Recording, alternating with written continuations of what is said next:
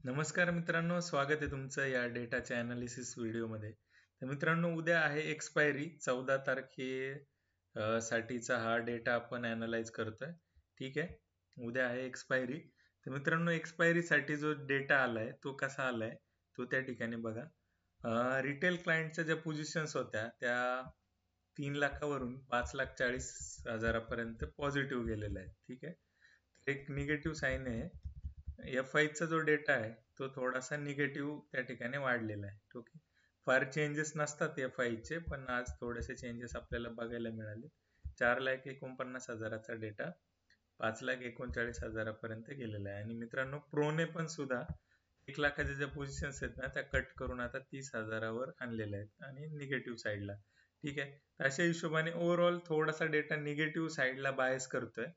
पण विषय असा आहे की सेंटिमेंट जे आहेत, सेंटिमेंट ओव्हरऑल थोडेसे निगेटिव्हच म्हणायला काही हरकत नाही.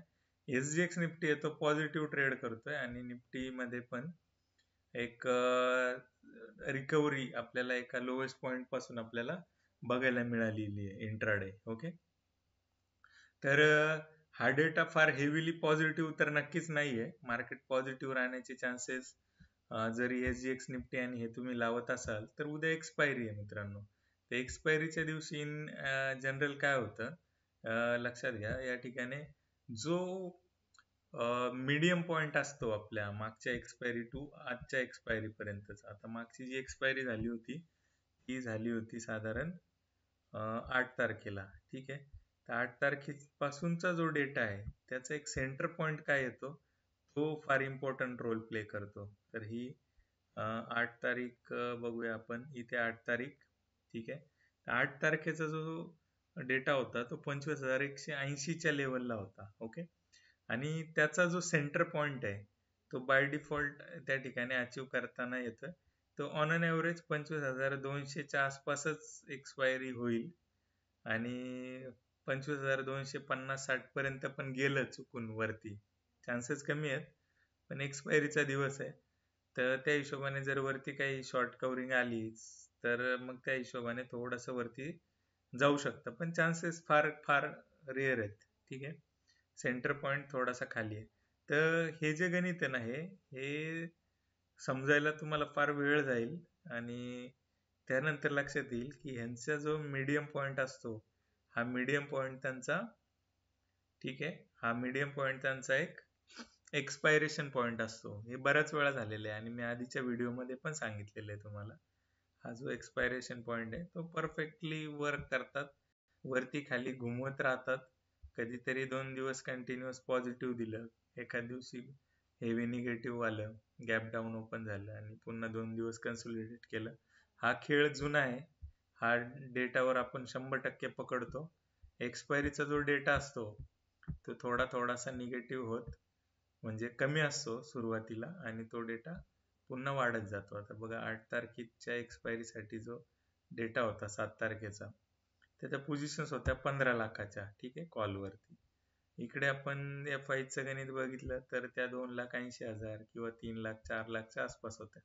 आता एक्सपायरी येता येता हा जो डेटा आहे तो किती झालाय तो बघा.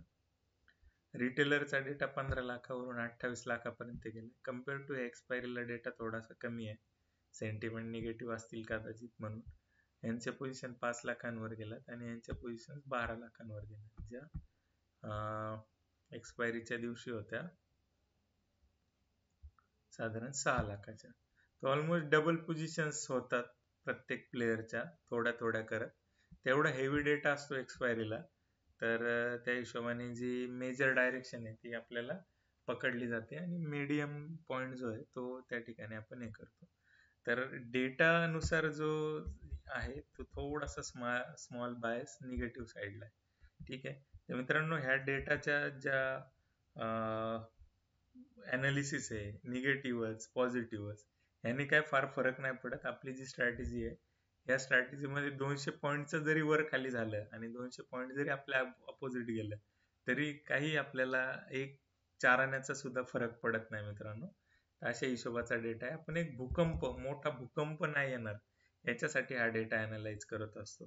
तर व्हिडिओच्या शेवटी एक शेअर आपण त्या ठिकाणी आपण आयडेंटिफाय केला आणि आपण तो ग्रुपवर दिला होता. ठीक आहे. तर हा शेअर्स इंट्राडे मध्ये एवढा खतरनाक पद्धतीने वाढला आणि कंटिन्युअस दिवसभर वरती राहिला. ठीक आहे. तर आपल्याला हा शेअर्स आयडेंटिफाय झाला होता 1109 रुपयांवर या लेवलला. तुम्हाला जुना चार्टचा रेफरन्स पाहिजे असेल तर बघू शकता. 9:27 आणि ते शेअर्स दिवसभर वरती राहण्याचा प्रयत्न झाला. मित्रांनो, अशाच साठी मला फॉलो करा, चॅनलला सबस्क्राईब करा. थँक्यू.